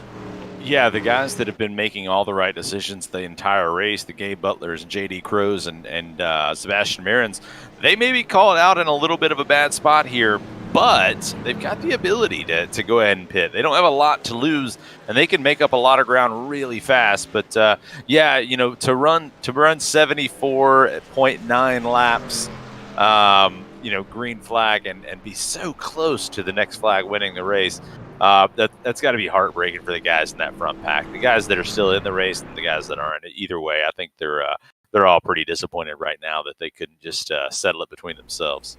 Yeah, so it really kicked off a little bit further back, but say this is where everything you see looks like Gaetano's trying to get back on track. He winds up hooking the 07, but then behind them, it was already starting to kick off as well. So we'll back it up just a little further here, get a better view of that second incident, because it looks like it's trying to tell who that third truck on the middle lane was. I think that was a 59 maybe of Jay Hilliard. I think he gets a bad bump from Vicente. And then I say again, this is just everybody trying to get everything they can. It's go time for these guys. And then come across Chummy Miller there, and you see Michael Spell. He misses one of the groovers, but then as he tries to drop to avoid the one, he gets hooked just in the left rear there. And then at that point, he's just along for the ride. And so unfortunately, like I said, just finds a way, unfortunately, to get caught up in these incidents. Not sure how much damage he gets. Oh, yeah, he gets stored there pretty solidly. So pretty significant, actually, damage for Michael Spell. So we're going to jump back live, though, because unfortunately, that's what brings us under yellow here. So we're going to jump back, though, because it looks like, as a whole, most of these trucks opting to stay out here, Brandon. Maybe have enough for one green-white checkered, but they don't want to risk that track position. I mean, look at these guys, too. They're all just cruising the apron right now. The big question mark for me is Cody Nagels. How much fuel did he put in? Because he pitted at lap number 63, so he went long, but he also took looks like about 7.5 to 8 gallons of fuel in that truck, which is pretty much on par with the rest of the field here. So it's all to play for right now. I believe the 12 of James Hickson, gets the lucky dog back on the lead lap in that number 12 Ford F-150 there, the PPG paint scheme on his. So I believe that's going to give us 24 trucks having a chance to get the win here tonight. And those that pitted from 12th on back here: Patrick Gruber, Michael Spell, Seth Gruber, Vicente Guerrero, Keith Horner, Robert DuPont, Rick Seabrans, Sean Macara, Robert Rock, Maxwell Caldwell, Dean Wilkinson, and Todd Siebels. So this is gonna get dicey. This thing just completely opened up here, Brandon. It really did. I've got 2 question marks here as well, and to cap on to what you said there. The thing is a lot of these guys, even somebody that pitted, at lap 60 or 62, 63, in theory you would think they would have it, but did they short that tank a little bit just to get off pit road a little bit faster? So there's question number 1. Question number 2, and correct me if I'm wrong, but with 2 races to go in the regular season, aren't there points up for grabs for guys who run an incident-free race? Yes. So yeah, incident-free race, I believe, is actually 5 bonus points. So I mean, it's a big bonus. It's a very good one to keep. So unfortunately, you see a lot of trucks there lose that bonus point being caught up in that wreck. And of course, but yeah, say they got rid of the win in your in, so say now it's just the top 8 in the points, of course, including the drop week. But yeah, so yeah, incident free race would still be a 5 bonus point, or 5 bonus points for you. So that's a big one to play for too. And the one thing I'm going to mention here, Brendan, as we get back to the one to go here, look at 4th position there. Again, EOL gets back up now. You're going to restart in the outside row number 2 with Sebastian Marin just behind him on the 23. JD Crow's right there. Eric Laurie's right there. I mean, you've got some pretty stout teammates here. This is going to be a tough pill to swallow, I think. Again, if you were part of that lead pack of 9, you're just thinking, man, we just gave these guys way too good of an opportunity here. Yeah, this is my surprised face.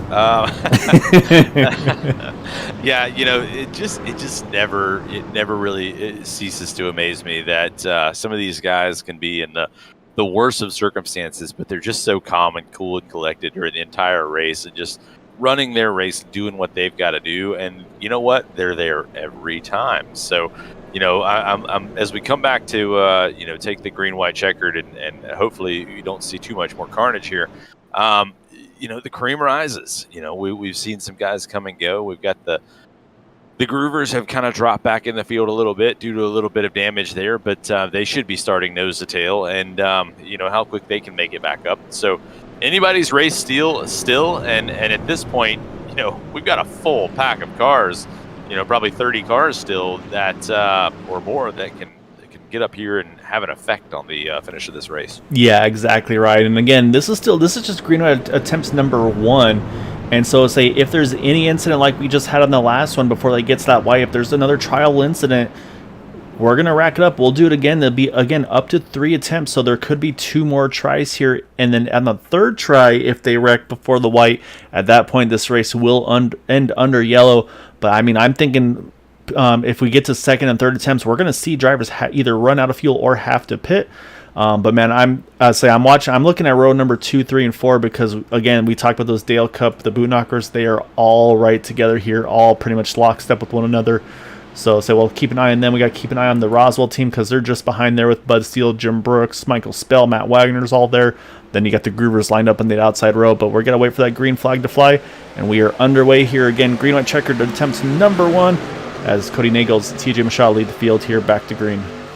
Yeah, I'm looking at Gabe Butler's position here, and I would think that honestly he'd be in a good position, and he really is with JD Crow right there behind him. But the guy that kind of concerns me a little bit is Sebastian Marin. They're stuck on the inside line as we're getting ready to go 3 wide. They're not waiting around. Sebastian's the one that's kind of locked in and doesn't have anywhere to go, so he really needs to make sure that 57 of Mark Mann gets moving as well. So being on the inside line, you would think it would help out as Gabe comes top to bottom.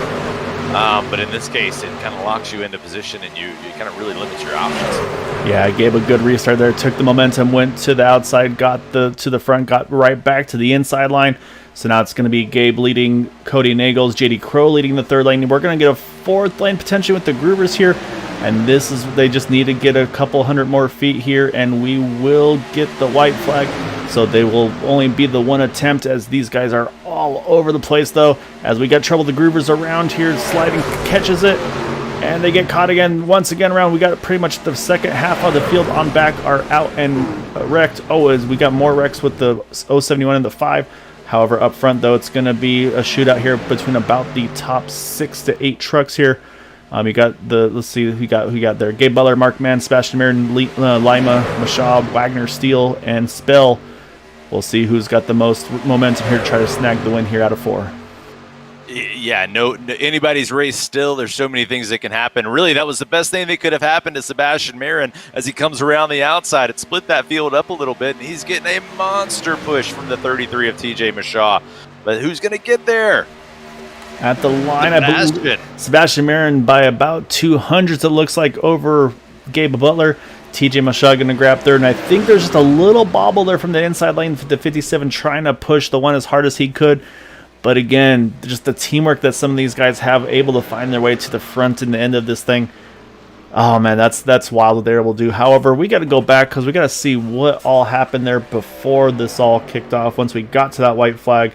Because, I mean, it was chaos there towards the back. So I got to hunt it down here because I'm looking at my info timing scoring, and there's a lot that happened between the white to the checkered. So I'll say we'll switch back to the white flag here. I'll say that really I think it kicked off right around the groovers with Patrick and Seth leading that third lane, which kind of turned into the fourth lane. And you can make 4 lanes work at Talladega, but it's not easy to do. As you see the 5 truck there gets to the third lane once again, and then it just looks like a little contact between Eric Laurie and Patrick Groover there, and it looks like they're okay. It looks like they get it all gathered back up, but then it's just that kind of that second little momentum shot right here. You'll see it once again. Oh, actually, no, it was actually the O2 trying to get around the O1 with the momentum loss, and that sends them across the path of the field. Unfortunately, you see the first to take the shot is Vicente Guerrero, and then from then on, it's just, you can see behind these guys are just all just kind of pile up into this thing, unfortunately. We got the 55s right there, the 76. Honestly, it's probably who doesn't get involved, if anything, on this one. And then just ahead of them, though, Eric Laurie and JD Crew, they get a little bit of a piece of it as well. Say, unfortunately, you see Cody Nagels off the back there, lost the momentum, lost the draft there. And then from front, though, like I said, it was just a big push towards the end.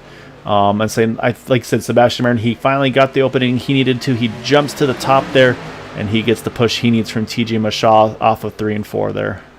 Yeah, I can't think of a better time to move to the outside than that one. I'll be honest, I had written Sebastian off there, but made the right move, and you don't have to lead any laps except for the last one, and the Seabass took it across the finish line, number 1. Yes, and actually, some info on the chat too. Kevin Nagels mentioned sounds like Cody didn't have enough gas, so that may have been also part of what caught him, as he just kind of wound up having to sputter. Unfortunately, you saw Matt Wagner, Michael Spill. They tried to make that third lane work, just didn't have enough momentum at the time. But man, just wild finish there tonight. So we're gonna pull up our final results here before we get to our interviews. But I mean, we pretty much saw what the results were there, with Sebastian Marin getting the win by 15 thousandths of a second over Gabe Butler, and TJ Mashaw able to hold off Mark Mann for third. Then you got Matt Wagner getting a top 5 still tonight, and then Zachary Lima, Michael Spell, Bud Steele. They were able to clear the carnage and grab those top 8 finish positions. And Todd Siebel is kind of the first one through the carnage in that number 45. He finishes in 9th, Robert Rock in 10th. And then 11th on back, you've got Maxwell Caldwell, JD Crow, James Hickson, Vicente Guerrero, Cody Nagels, Patrick Groover, Eric Laurie, Seth Groover in 18th. Then 19th on back, you've got Keith Horner, Rick Seabrands, Jim Brooks, Dean Wilkinson, Robert DuPont, Sean Macara, Jay Hilliard, Randy Miner, Bob Fitzgerald, Jack Walls in 28th. And Dustin Lamb, William McKellar, Christopher Trevette, Gaetano Papalardo unfortunately finishes in 32nd. Kyle Heath, Chummy Miller, Dale Willoughby, Jason Coburn, Dave Bingle, and Scott Ferguson in the 38th position. All right. So with that now, we got to chat with our top 3 drivers here tonight. So let me start things off here. We're going to try to find TJ Mashaw and have a chat with him if he's still around. He is here. So we're going to grab TJ on in here and get a word with him. Because TJ, for a good chunk of time there, you and Gaetano, you guys were hooked up pretty well there. And man, it looked like it was going to be a 9-truck race for the win there, but just couldn't quite keep it together between that front pack of trucks there to the one to go. Is that something you guys had talked about at all, either in Discord or even in iRacing chat with one another? Say, hey, if we can keep this to the white flag, then we race it out, or is there, it just seemed like everybody was just ready to go no matter what there? Me and Gaetano were talking the whole time. We were planning on just staying hooked up, and I felt like I had a pretty good shot at winning if I had him behind me. But things just kind of went south there with like 2 to go. Yeah, see, and that was Brian and I were talking about. It's like, man, if they can get through the tribal, it's going to be probably between these guys. I mean, how heartbreaking was it for you guys once you saw that yellow? It's like, man, we just brought 20 more trucks back into this. Yeah. It just kind of sucks that I ended up dooring my teammate there. Like, everything happened so fast, and I was just trying to lead one of the lines. I knew if I was leading, that would be my best shot at winning the race. Yeah, I mean, you guys were strong all up front all night long. Say pretty much once you kind of got a pit stop or two under, you guys were able to break those 10 trucks away from the rest of the field, and two pit stops in a row able to do that. So I mean, definitely hats off to you guys nailing your entries and exits there. And so I know you were able to kind of be the helper for Gaetano to get the win a few weeks back. Say like I said, you were in a great position to do that once again here too. But I mean, still in the grand scheme of things, like I said, bringing all those trucks back in to still be able to bring home a third place finish. Like I said, I'm sure it's still a bit bittersweet, but still, I'm guessing pretty content with the result nonetheless. Oh yeah, I think that's my first top 5, let alone top 3. So yeah, I'm really happy with it. Yeah, it was a really good result for you, man. It was a lot of fun watching you guys kind of dice it up and control the race like you were. So, I mean, definitely hats off to you and Gaetano tonight. But before we let you go, definitely want to give you the floor for any thanks and shouts you'd like to give for your podium finish here tonight. Just big thanks to Gaetano for pushing me the whole race and working with me. And just, once again, just sucks that I ended his race pretty much. But it was a really fun race overall. Like, it was really clean there till the end. Yeah, that's super speedway racing. Just little things happen. Like I said, everything happens so fast. It's hard to keep up. So I say definitely don't hang your head on that one. So I'm sure I don't think he's going to be holding any grudges there either. So, but yeah, it was a lot of fun watching you guys up front there tonight. So, say great job tonight. Look forward to definitely seeing the both of you up front in the future races, going after some more race wins. Yep. Thanks, buddy. All right, so this is one of the guys we wanted to talk to here tonight, Brandon. That is going to be our second place finisher, Gabe Butler. And man, it's funny too because you look at it on the standings. Okay, they started first and second, they finished first and second, but so we see you guys all start up front. Okay, all's looking well, and then we see all of you guys duck off into the pits, and Brandon and I are kind of scratching our heads like, wait, what's this about? So we check the info, we see the penalty that JD unfortunately got, and I mean, then this race goes green for 73 or 74 and 3/4, whatever you want to call it, laps. You get that yellow. What was the reaction with you guys in your chat there when you're like, okay, we're fighting for a top 10, fighting for a top 10. Caution's out, includes the lead pack in front of you guys. Man, we got a shot at this. I mean, take us through kind of the emotions throughout the course of the race from kind of working with JD to kind of seeing the gap maybe not close too much, and then you start making big gains over as the field starts to split up to that really important yellow there that really changed the complexion of tonight. Well, I got to say it was exciting. I mean, we decided pre-race that once we found out JD had the pass through, we said, well, hell, we'll just go with him and see what we can do. And as the race progressed, we kept picking up spots. We were quite a bit faster than everybody, and then I guess the lead pack got split up into 2 packs. We caught the second pack and found ourselves in P10, which I think we were going to settle for that. And we thought, well, we're kind of patting ourselves on the back a little bit with that. And then the caution came out, and we're like, uh-oh. And we said, well, we got him now. So, I mean, but I have to say it was a blast, man, and it was exciting. It ended up being a roller coaster, but I mean, it was fun. It was great. We really enjoyed it. Yeah, so I think a roller coaster is a good way to describe it. Like I said, starting 1-2, then dropping to the back, being into the 30s, and then like I said, breaking the top 10, and then like I said, literally just maybe a football field or 2 away from the start finish line. Yellow comes out with the wreck up front with the lead pack. So again, you get a handful of spots from that. Restart in 4th, and then you're able to jump to the outside line, work the 3rd lane to the middle to the bottom. And then you're leading the field to the white, and then and then it's just kind of that decision. Okay, what lane's the lane to be in there? So I think you had Mark Mann with you, Sebastian, just able to clear that the middle lane to jump up top there. I mean, was there any thoughts of moving around and try to do anything different, or you felt like just kind of just got to run that yellow line to give yourself the best chance tonight? Yeah, well, I asked Seabass. I said, can I come up? But I think their momentum was just too great. And I think if I had popped up in front of him, it might have jacked up the field even worse. So we decided we'll stay where we're at and mark that he's best. I mean, he pushed the heck out of me, but I think he got a little tap that got him out of shape there in the tri-oval. And, I mean, he tried his best. Mark will always push you. So I'll take a P2 considering the start. So. Yeah, it was. Yeah, I mean, to come back like you guys did from that was beyond impressive tonight. So definitely hats off to you and the guys. And I mean, it works out pretty well for JD. Unfortunately, caught up in the incident, but still finds his way up to a top 12.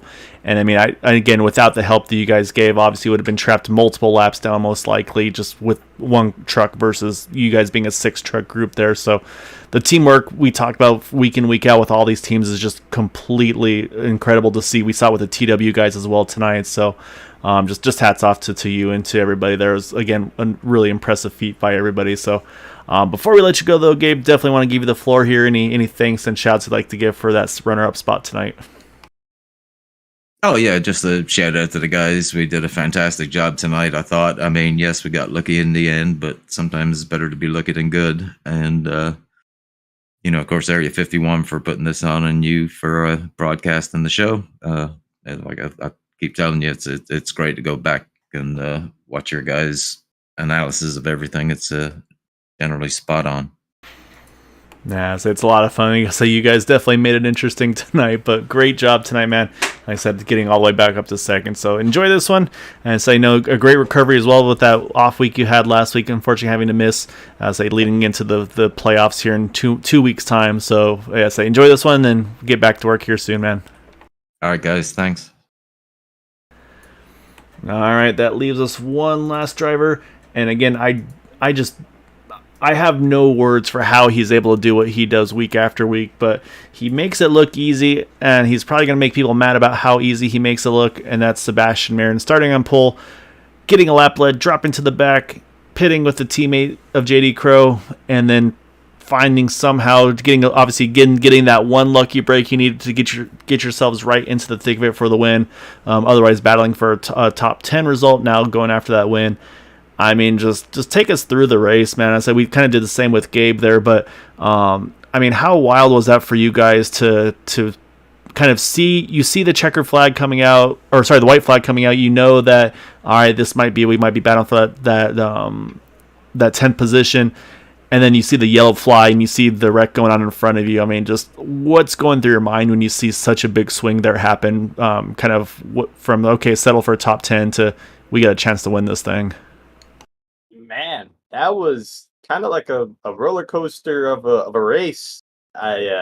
Obviously we pitted since our teammate JD got a penalty, so we decided to serve it with him, and we kind of knew we were gonna be fast because we usually are pretty fast, at least gaining time in the pits. So we were kind of banking on maybe catching a few trucks here and there, and then getting a yellow or two. But obviously, it went green basically almost all the way. I mean, we were happy with the finish that we were going to get. To be honest, we weren't expecting to be up in the top 10. So when we were up, there was a surprise, and I was kind of thinking in my head, I see them catching some lap cars in my track map, and Gabe was telling me that they were racing pretty hard. And in my head, I was like, man, it'd be a gift if they wreck in the trial. And I mean, we're entering 3, and we hear yellow come out, and I mean, it was a shock because I thought that was that group's race to lose. So when that yellow came out, I mean, we knew we had a shot, especially seeing how many good trucks got knocked out. And when we stayed out, we made our bet because we only had enough fuel for that one green, white, checkered. So that was our bet made. It went green. Then Cody, I believe, ran out of fuel, which kind of stacked up a few lanes, which then let me get to the middle. And I was trying to work with Gabe to at least lock one of us winning. So that's why I kind of hesitated a bit going to the middle off of 2, because I thought Mark would have gone up, and then I would have pushed Gabe and would have been happy with that. But when he didn't, I had to take the run in the middle.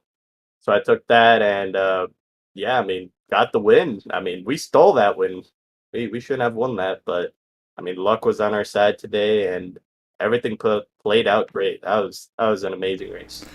And so you answered the one question I was going to ask you too, was the fuel question, because we saw a lot of trucks. I was looking at that final pit lane time, or pit stop time, and there are some very quick pit stops, 7, 8, 9 seconds. And in my head, I was thinking, okay, those are quick stops. They can make it to the end, but yeah, how much further could you go? So And that was something we mentioned in the broadcast was, okay, these guys probably good for one, especially when you get the caution for a green white checker as late as you do. I mean, that's the last opportunity, obviously, really to have it thrown there. I mean, it gives you zero time to save during the course of that final field run as well. So, I mean, you're kind of at the worst case scenario there too. But man, just, yeah, like you said, just to the opportunity. I mean, obviously, you got to do what you need to get up front. But then to be able to do what you did to then capitalize on it once you got there, so and that's what we talk about racing. I mean, it's obviously plenty of talent, plenty of skill involved. But so you always got to, at some point, there's going to be something that luck, that break that kind of turns things your way. And like you said, tonight it happened just a couple, maybe 1,000 feet before the start finish line tonight. Oh yeah, it was. I mean, everything lined up.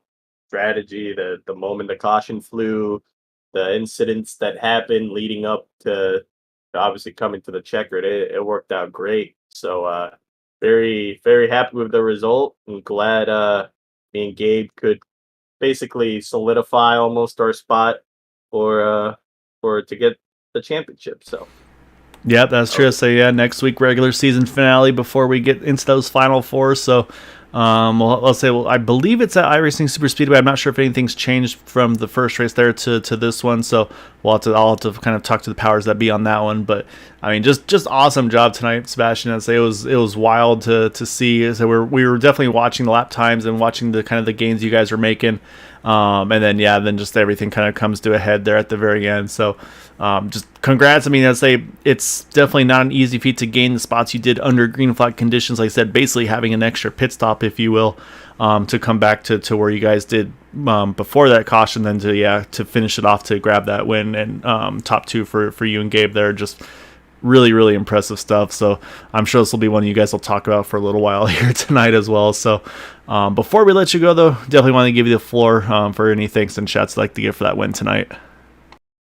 yeah, man, I want to thank my teammates. We did an excellent job working together to try and catch and pick off as many trucks as possible. So Gabe, JD, Zach, Dale, Eric, Laurie, Maxwell. I mean, we're working excellent.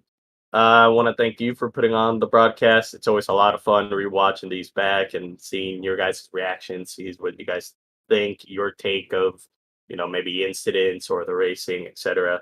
And I want to thank Area 51 for putting on this great league. This was a really, really good race. Nah, I'll say we'll let you go celebrate, enjoy it with your buddies, man. But yeah, great job tonight. I was, like I said, very, very well earned, and like I said, really helps solidify your point standings going into that regular season finale next week. I say we'll have to, of course, see what the drop week does to everybody. But yeah, just hats off, man. Just great result, and what a wild finish tonight. So enjoy this one, man. Thank you. Hope everybody enjoyed it. All right, Brennan, that is our race winner in that number 23 of Sebastian Marin. And I mean, and saying he answered one of the questions that I actually was thinking about asking there too. Was we mentioned it, the fuel mileage. I mean, he and probably many of the others sounds like they probably had the fuel for one attempt, and that was gonna be it. So to be able to get this thing done in just that one green white checker, I think it saved a lot of drivers' race here as well. Yeah, and it just goes to show you that one small change or one ill-timed caution can really just change the complexion of the race completely. So the simple fact that those guys made it back to 10th, 11th, 12th just through green flag running is amazing and impressive in and of itself. But the fact that they worked their way back up and caught a caution at just the right time, got a little bit of luck, but man, a ton of skill and made it happen. I wanted to ask him, what's it like being lucky and good, or what's it like being so good and also lucky at the same time? Because just an impressive run across the board from those guys. Great race tonight. I mean, impressive that we had 38 cars start this race and only really one caution, and they waited till the very end to do that. So just goes to show you how good this series is, how good these drivers are. It's just next level. You're not going to see racing like this anywhere else. Yeah, it's really cool. These guys are able to do this. They definitely got to add a shout out there too. As I mean, you're looking at these guys coming through the finish. I mean, Mark Mann, a great result for him in that 57, and some of the drivers that we talk about week in week out that also helped me. I mean, Matt Wagner getting a top 5 tonight. I mean, I say he was definitely able to recover a great result. And Michael Spell getting all the way back up into 7th after being involved in that incident before. I mean, he had to get around some trucks to get right back up there. So he and Bud Steele there as well. So great job for those guys getting into that top 7, top 8 positions as well. So, yeah, just another wild one here tonight. I say a little bit of everything once again. Caution free for 74 and 3/4 laps there, and then that last green white checker at the very, very end, and say putting some drivers right on the absolute edge of fuel. So, Brandon, definitely a pleasure to have you back. It was a lot of fun doing this with you. Man, just a wild one tonight. So, looking forward to one more regular season race, and then we got playoffs here coming up in two more weeks. Yeah, I think tonight probably shook things up a little bit on the point side of things. The caution there at the end, and like we mentioned in the race, the points bonus for caution-free race, or excuse me, an incident-free race. So that's gonna. I have a hard time believing that's not going to play an effect, especially as many cars finish this race. So a lot can happen next week to reset for the end of the regular season, but we'll come back next week and watch them do it again. Yeah, I have to say. So definitely hope you all enjoyed it tonight. Definitely stay tuned. We've still got plenty of exciting racing coming up. We will be back on Sunday night for the Superspeedway Xfinity Series over there. So until then, though, hopefully you have a wonderful evening. Happy Friday Eve. Until then, though, have a great evening. And of course, until next time, stay safe. Have a good night, and we will see you back again on Sunday.